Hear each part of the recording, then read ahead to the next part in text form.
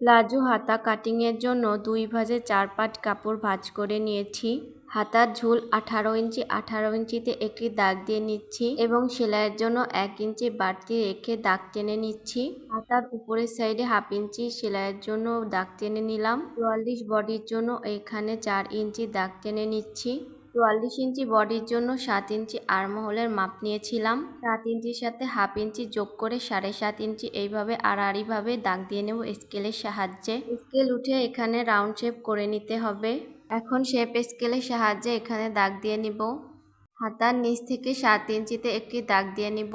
Palazzo হাতায় হাতার ঘের নিয়েছি 8.5 ইঞ্চি। স্কেলটিকে এইভাবে ধরে 8 ইঞ্চিতে দাগ দিয়ে নিতে হবে। কাটিং এর জন্য সাইড দিয়ে আরো একটি দাগ দিয়ে নিলাম। এখন সুন্দর করে কাটিং করে নিতে হবে।